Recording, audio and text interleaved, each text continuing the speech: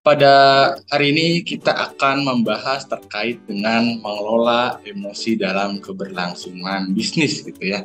Jadi Bapak Ibu sekalian, ternyata keberlangsungan bisnis itu dapat dicapai dengan baik, nyaman, damai gitu ya, dan berkelanjutan didukung dengan cara mengelola emosi yang dengan baik gitu ya.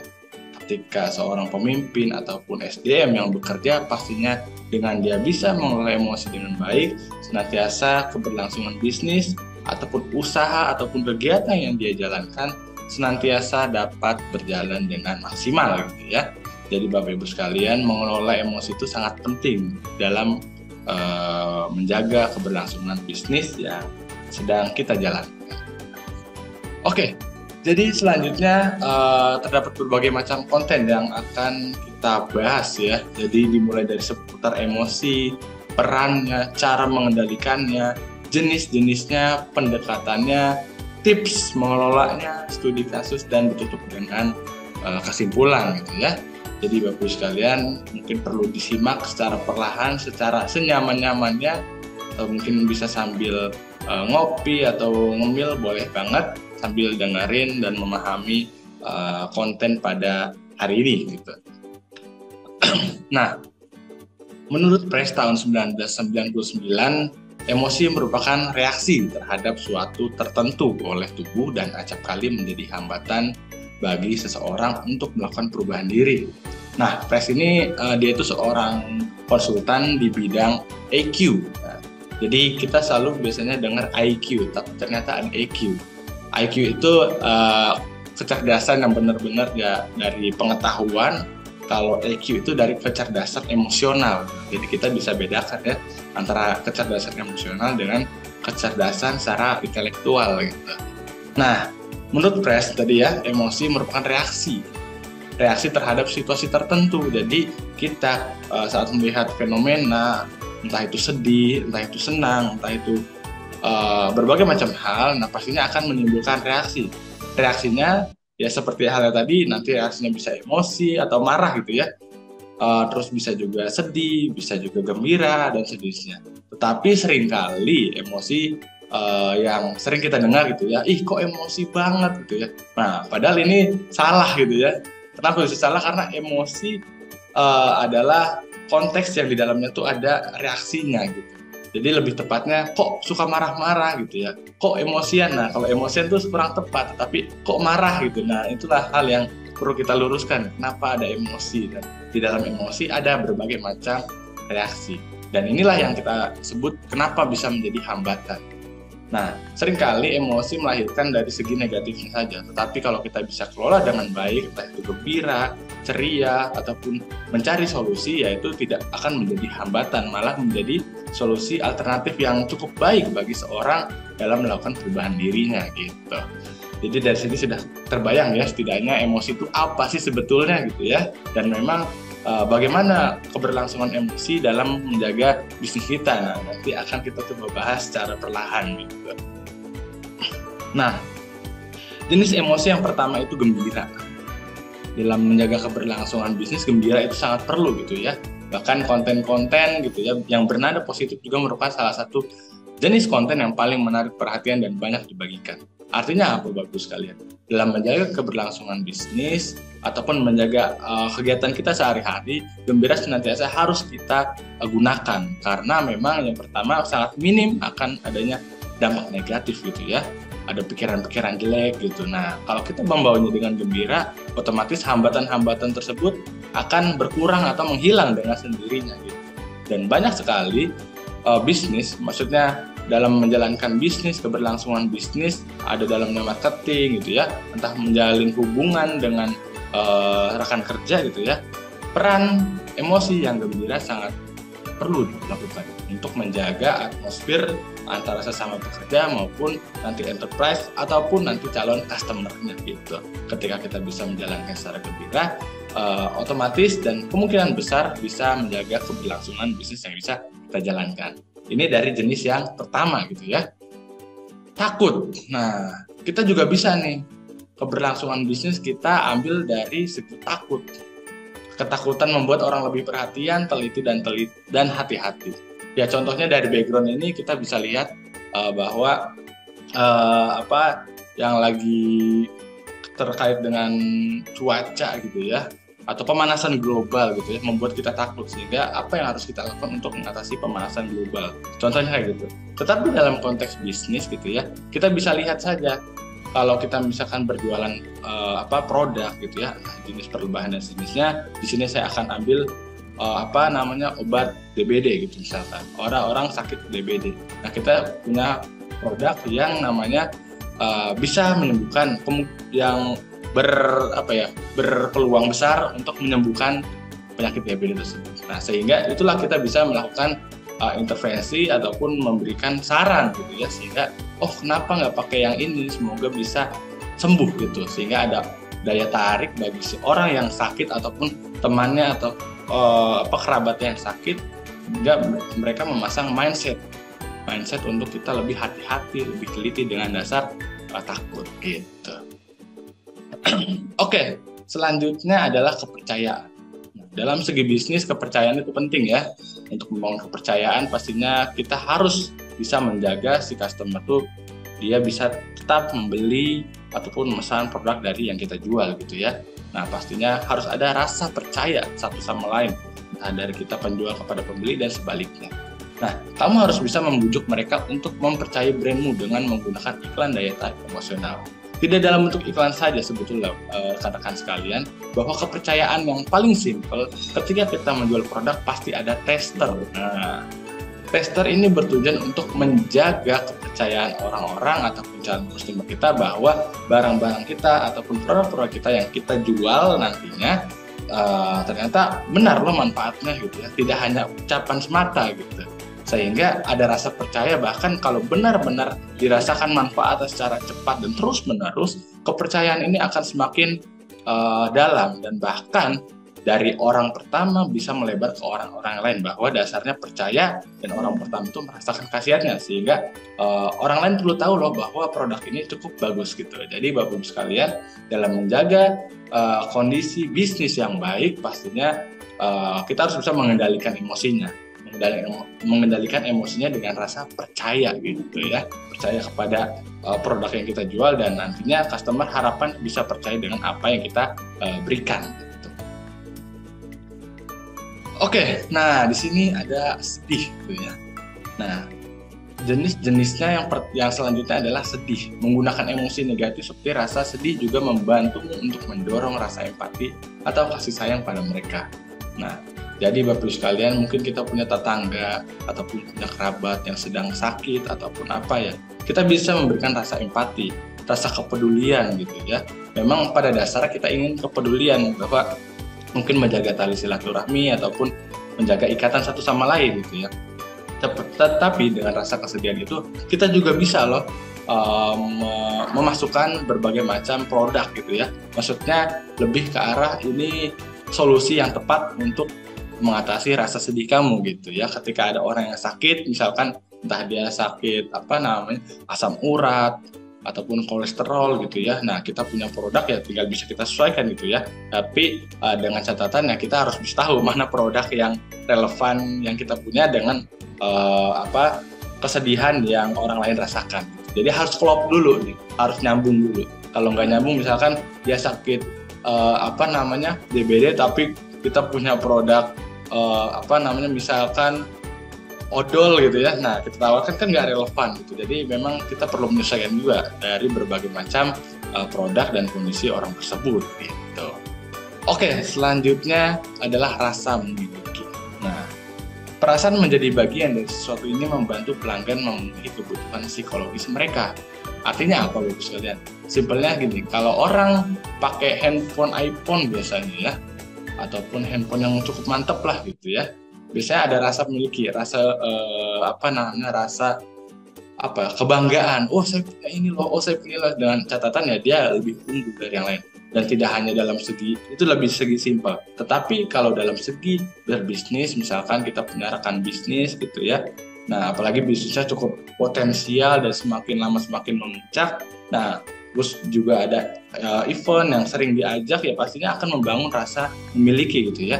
Entah kita dengan melakukan kegiatan Agustusan, gathering dan sejenisnya, yang artinya saya dianggap loh di sini loh.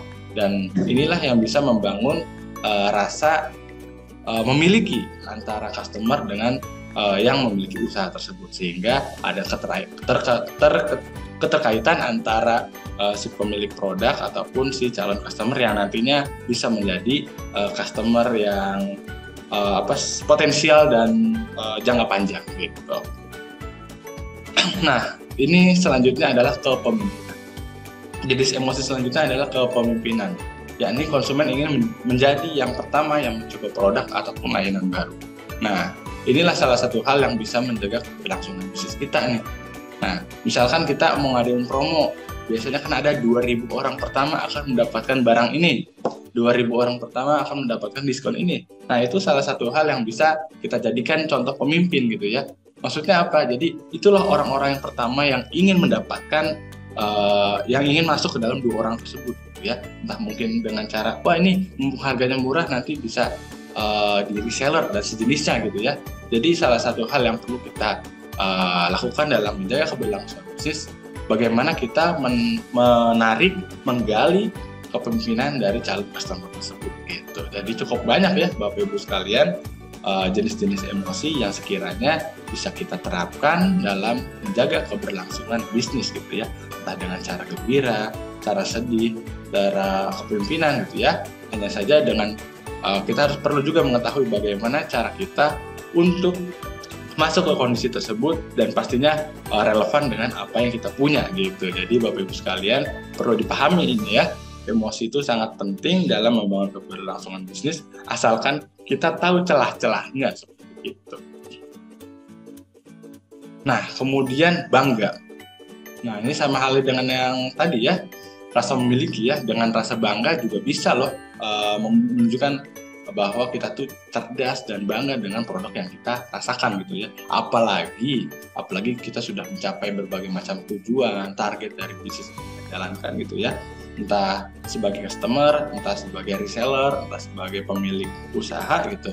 Tapi rasa bangga inilah yang bisa membangun kita untuk tetap menjaga keberlangsungan bisnis kita gitu ya. Jadi buat mereka bangga, berikan pujian dan sejenisnya, senantiasa dengan rasa bangga, dan dia juga akan mencapai target dengan lebih semangat dan pasti lebih senang juga gitu. Jadi cukup banyak sekali emosi yang perlu kita kuasai gitu ya, asalkan kita juga tahu dengan tempatnya gitu. Nah, baik Bapak Ibu sekalian, kita selanjutnya akan masuk ke dalam pendekatan emosional dalam berbisnis gitu ya. Ternyata pendekatan emosional itu sangat penting loh. Jadi kita sudah tahu nih jenis emosinya seperti apa. Hanya saja bagaimana cara kita masuk ke dalamnya gitu ya. Nah, disinilah kita perlu membangunnya, melakukan pendekatannya sehingga emosi satu sama lain ada keterikatan gitu, sehingga mereka juga bisa lebih tertarik, lebih rasa inginnya lebih tinggi dan besar gitu ya untuk menjalankan bisnis-bisnis yang senantiasa kita jalankan gitu. Yang pertama adalah membangun empati kepada pelanggan. Jadi Bapak Ibu sekalian, hal yang pertama yang perlu Bapak Ibu terapkan ataupun rekan-rekan terapkan adalah membangun empati terlebih dahulu gitu ya. Membangun rasa peduli gitu ya. Ketika membangun empati sudah terdapatkan ya, nanti seterusnya bisa dijalankan dengan sesuai dengan tujuannya gitu. Jadi membangun empati itu cenderung sangat penting, sehingga ada rasa keterikatan antara Bapak Ibu yang menjalankan bisnis dengan menjalankan bisnis dengan nanti calon customer yang akan ikuti dalamnya gitu. Jadi misalkan kalau ada tetangga gitu ya, ada tetangga ataupun teman atau kerabat gitu, ada yang sedih misalkan, saya ambil sedih, ada yang sedang tertimpa kondisi yang memang kurang baik gitu ya, entah sedang sakit. Nah, kita juga bisa memberikan rasa empati gitu ya. Kenapa kok bisa gitu ya, sakitnya sejak kapan gitu ya. Nah, dari situ kita bisa masuk tuh secara perlahan gitu. Atau enggak bisa juga dengan cara ya, kalau dalam rekan kerja gitu ya, kita harus bisa memperhatikan setiap pekerja-pekerja kita gitu ya. Setiapnya kita harus memperhatikan ini sedang apa dan bagaimana masalahnya, capaian apa untuk hari ini. Nah, tapi dengan rasa empati gitu ya, ada solusi yang disiapkan oleh atasan gitu, pemilik bisnis, ataupun juga sebaliknya sesama rekan kerja. Nah, ketika hal tersebut sudah dicapai, pastinya akan membentuk identitas. Oh, ternyata si itu orangnya sangat ramah, terus juga lemah lembut gitu ya, dan berpikirnya selalu penuh dengan solusi gitu ya. Otomatis orang yang ingin mendengarkan akan senang karena oh ini orangnya saya sangat suka dengan orang seperti ini karena bisa membangun saya, memotivasi saya dalam melakukan berbagai macam hal gitu. Nah, selanjutnya adalah menjaga tingkat kepuasan pelanggan gitu ya. Tidak hanya dalam pelanggan tapi juga dalam rekan kerja juga bisa gitu ya. Jadi ini konteksnya sangat umum dan bagaimana cara kita untuk menggunakan celah-celah yang ada. Nah, jadi Bapak Ibu sekalian, untuk membangun identitas bisnis kita sudah dapat. Nah, selanjutnya bagaimana menjaga tingkat kepuasannya gitu ya. Nah, jadi kita harus tetap konsisten dalam melakukan hal tersebut gitu. Dan tujuannya adalah sebagai strategi jangka panjang. Nah, ketika Bapak Ibu membangun empati dari awal gitu ya, otomatis rekan kerja ataupun customer ataupun enterprise dan sejenisnya gitu ya, dengan percakapannya seperti itu, dengan harapan dia akan menjaganya lebih semangat gitu ya. Nah, jadi otomatis strategi panjangnya, oh ternyata kalau saya menerapkan emosi yang empati dan sangat peduli dengannya, ya dia juga akan bisa lebih berkembang dengan lebih panjang gitu ya. Namun berbeda halnya dengan Bapak Ibu yang melakukan empati tetapi dengan cara yang kurang tepat, misalkan lebih marah dan sejenisnya, otomatis strategi jangka panjang ini tidak akan terwujudkan gitu. Yang ada malah bikin overthinking, membuat rekan-rekannya atau customer dan sejenisnya ya terbebani gitu. Jadi kita perlu pahami juga nih, ternyata pendekatan emosional itu sangat penting dalam keberlangsungan bisnis, dalam konteks menjaga rekan kerja, SDM ataupun customer kita gitu. Oke, selanjutnya adalah peran emosinya. Nah, ternyata tadi kita sudah bahas ya pendekatannya seperti apa. Tapi ternyata perannya juga sangat penting kita pahami. Sehingga apa yang kita lakukan kepada SDM, kepada rekan kerja maupun ke calon customer gitu ya. Nah, peran emosi ternyata sangat penting. Yang pertama adalah self-awareness. Ketika Bapak Ibu telah memahami dari konteks emosi, yang harus kita pahami juga adalah perannya. Yang pertama adalah self-awareness. Self-awareness itu artinya adalah sadar diri ya. Sadar diri maksudnya misalkan saya adalah seorang yang keras kepala dan mungkin suka marah-marah. Nah, dari situlah kita harus tahu, oh ternyata saya ini orangnya marah-marah mulu, ataupun saya ini orangnya keras kepala mulu gitu. Nah, dari sinilah kita bisa berpikir bahwa oh kalau saya suka marah-marah berarti saya tidak boleh marah-marah ke yang lain, nanti dampak jangka panjangnya seperti ini. Nah, ketika Bapak Ibu sudah mendapatkan self-awareness tersebut, pastinya Bapak Ibu sudah bisa merancang self-regulation. Jadi ini loh batasan-batasan yang harus saya lakukan. Mengontrolnya, bagaimana cara Bapak Ibu mengontrol emosi. Ketika Bapak Ibu bisa mengontrol emosinya, secara otomatis akan ada tujuan. Ada tujuan, berarti itulah misalkan tujuannya kalau saya nggak marah-marah, semoga SDM saya bisa lebih nyaman dalam bekerja, ataupun customer saya lebih senang dalam berbelanja gitu. Artinya secara otomatis akan membangun motivasi gitu ya, harapannya gitu. Nah, dari situlah akan membangun juga empati. Ketika motivasi tujuan terjalankan dengan baik dan pastinya didukung juga dengan empati. Entah kita melakukan pendekatan ke rekan kerja dan sejenisnya seperti yang dibahas sebelumnya ya, dan secara otomatis kita akan membangun people skill, bagaimana cara kita beradaptasi ke setiap orang gitu ya. Dan pada hal tersebut kita perlu tahu bahwa peran emosi itu sangat penting ya, dan secara urutan sangat bisa digunakan dalam menjaga keberlangsungan bisnis, entah dalam segi SDM-nya maupun dari segi customer-nya gitu. Tapi yang tahap awal kita harus bisa mengkoreksi diri dulu, kita ini orang seperti apa, dan baru kita bisa membuat rancangannya, ini loh batasannya, oh ini loh tujuannya, dan bagaimana cara kita untuk mencapai tujuan tersebut gitu ya, yang didukung dengan rasa empati dan juga rasa mudah beradaptasi ketika kita bisa berempati gitu. Jadi dari sini saya kira Bapak Ibu dan rekan-rekan sekalian sudah mulai terbayangkan kayak ke mana nih arahnya gitu ya dari peran emosi gitu ya.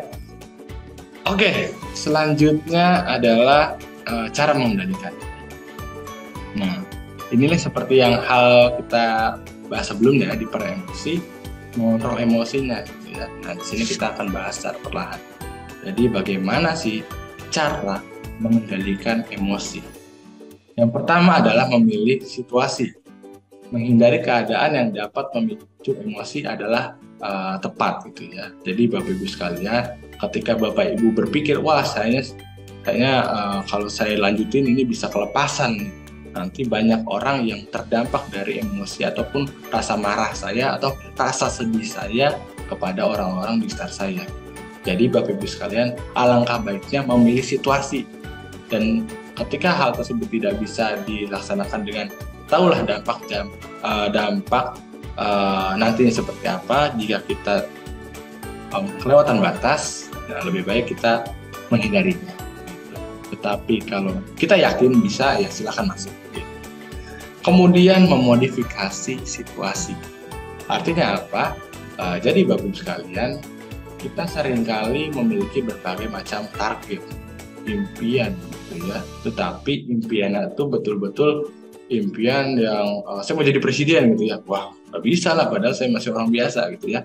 Otomatis kan kita harus bisa naik dulu dari RT, dari RW, dari kepala desa, dari camat, terus juga bupati, gubernur, sampai gitu ya, seterusnya. Nah, inilah yang perlu kita pahami dulu. Jadi, kita harus bisa memodifikasi situasi dalam konteks ya seperti hal yang tadi gitu ya. Harus kita tahu batasan-batasan sesuai kemampuan kita tuh apa gitu ya. Misalkan kita sudah berhasil mencapai 10 customer gitu ya. Nah, otomatis nanti ternyata bisa loh 20 customer. Nah, semakin nanjak. Tapi jangan Bapak Ibu sekalian langsung menerapkan saya ingin 100, saya ingin 1000 gitu ya. Nah, tapi tidak kesampaian karena kita aja belum sampai ke 10 gitu ya. Yang akhirnya emosinya makin membludak dan tidak sesuai dengan tujuan yang kita harapkan gitu. Jadi dalam konteks keberlangsungan bisnis cukup kita jalankan secara perlahan, sistematis dan pelan-pelan gitu. Kemudian selanjutnya adalah mengalihkan fokus perhatian. Nah, kita harus bisa mengalihkan fokus perhatian. Jadi Bapak Ibu sekalian, seringkali kita ke-trigger gitu ya dengan pencapaian orang lain atau bisnis orang lain gitu ya. Ketika dia sudah mencapai 100 customer sedangkan saya baru mencapai 10 customer. Nah, inilah yang harus kita rancang supaya kita bisa keluar dari bayang-bayang iri. Nah, jadi bagusnya sebetulnya setiap orang punya yang namanya jalannya masing-masing gitu ya. Hanya saja kita punya rancangan sendiri. Maka dari itu Bapak Ibu jangan hanya terfokus kepada overthinkingnya saja, kepada rasa irinya saja, tetapi Bapak Ibu harus bisa menikmati prosesnya dari perkembangan bisnis yang Bapak Ibu jalankan gitu ya. Dan pastinya harus bisa membangkitkan rasa bangga dalam menjalankan bisnis tersebut. Kemudian selanjutnya terkait dengan ubah pemikiran. Nah, kamu bisa mengubah pikiran yang mengarah pada kesedihan atau ketidakbahagiaan dengan pikiran yang mengarah pada kegembiraan. Nah, ini sama halnya dari ini kita bisa ambil dari rasa iri gitu ya. Nah, sama halnya juga ubah pemikiran gitu. Kita juga harus bisa berpikir positif dan kita jangan sampai terbayang-bayang dengan pikiran yang malah menjatuhkan diri kita sendiri gitu ya dalam konteks bisnis dan sejenisnya. Jadi Bapak sekalian harus bisa mengubah pikirannya. Kita harus bisa fokus juga ke tujuannya apa gitu. Udah fokus aja ke tujuannya, sehingga kita bisa membangkitkan rasa gitu ya. Walaupun memang tidak dipungkiri rasa overthinking ataupun rasa berbagai macam beraduk di kepala gitu ya. Tetapi kita harus bisa mengendalikan emosinya, dan cara mengendalikannya dengan cara mengubah pemikiran kita dengan hal-hal negatif yang membuat kita terbangun emosi-emosi negatif gitu ya.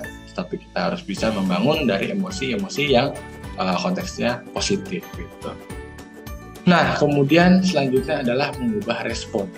Cobalah untuk merubah ekspresi wajahmu atau pikirkan hal-hal yang membuatmu sedih sehingga suasana hati dapat berubah gitu ya.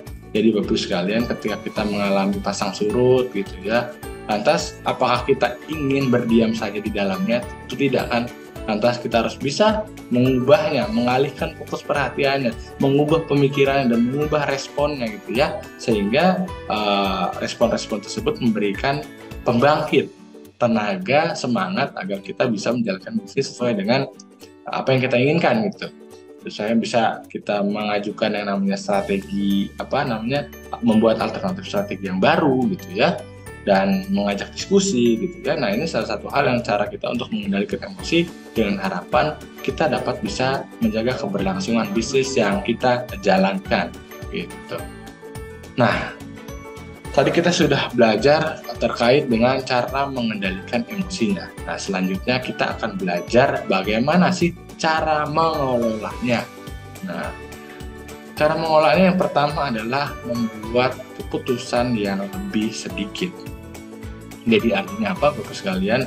Ketika kita dalam kondisi marah, kondisi sedih gitu ya, pasti pikiran nggak jelas, sudah nggak relevan dan nggak masuk akal gitu ya, karena berlandaskan emosi, tidak berlandaskan kepada tujuan. Maka dari itu caranya adalah dengan membuat keputusan yang lebih sedikit gitu, alih-alih bertujuan untuk meminimalisir adanya kegagalan gitu ya, karena memang pada dasarnya kita pikirannya tidak fresh gitu.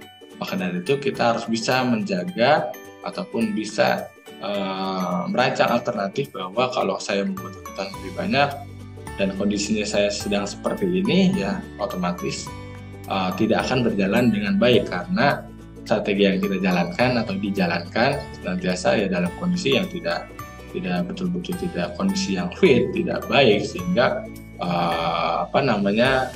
dampaknya juga tidak akan baik gitu. Kemudian abaikan informasi yang bikin ragu gitu. Yang bikin ragu itu artinya Bapak Ibu sekalian, ketika Bapak Ibu ingin mencapai berbagai macam tujuan gitu ya.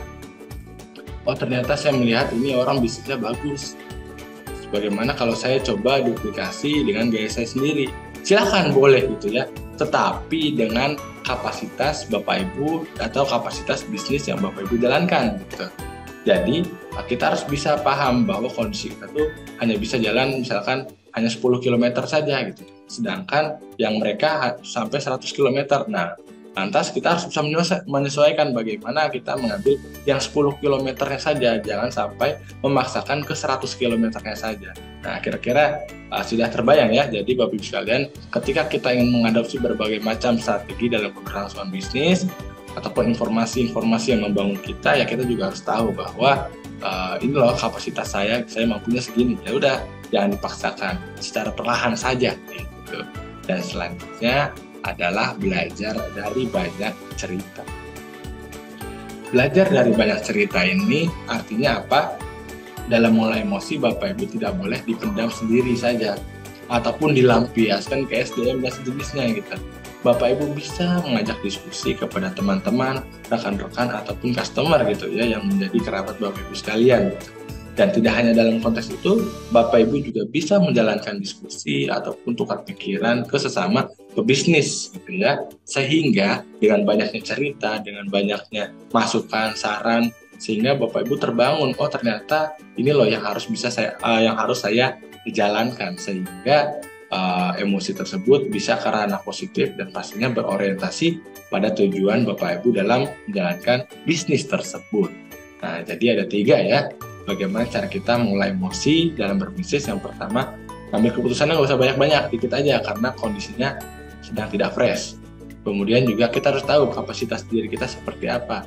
Kalau orang lain mencapai 100 km dan sedangkan kita hanya sampai 10 km, ya jangan dipaksakan kita sampai 100 km. Secukupnya saja, perlahan, dari 10, 15, 20 dan seterusnya gitu ya.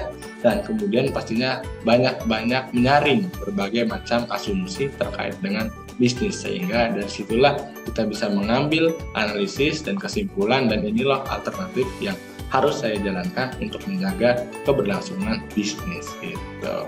Jadi di sini sudah terbayang bagaimana Bapak Ibu bisa mengelola emosi dalam berbisnis gitu.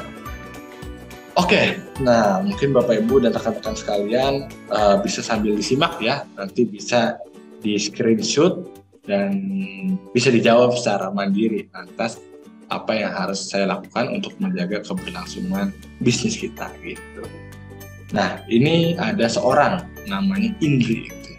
Indri adalah seorang sales marketing provider internet yang baru seminggu bekerja. Dalam memasarkan produknya, seringkali Indri ditolak karena dinilai pembawaannya yang cukup temperamen, sulit dimengerti, serta kesannya seperti memaksa. Nah, dari 10 orang yang ditawarkan oleh si Indri, hanya 1 orang yang berminat untuk membeli produknya. Dikatakan memang orang tersebut dalam kondisi darurat yang memang mengharuskannya menggunakan yang tepat. Nah, lantas apa yang harus diperbaiki oleh Indri sehingga dia bisa mencapai 10 orang tersebut? Dan bagaimana cara Indri membangun pendekatan ke setiap orang melihat wataknya yang cenderung temperamen, gitu ya, sulit dimengerti dan terkesannya memaksa. Nah, jadi Bapak Ibu silakan bisa di screenshot dan bisa juga disesuaikan dengan bisnis yang Bapak Ibu jalankan gitu. Jadi ini kita bisa sambil belajar mencari celah, melihat konteks-konteks yang sekiranya relevan dengan apa yang sesuai dengan kondisi bisnis yang kita jalankan. Gitu. Oke, jadi silakan di screenshot dan bisa dijawab untuk mencoba mencari alternatif dalam menjaga keberlangsungan bisnis gitu.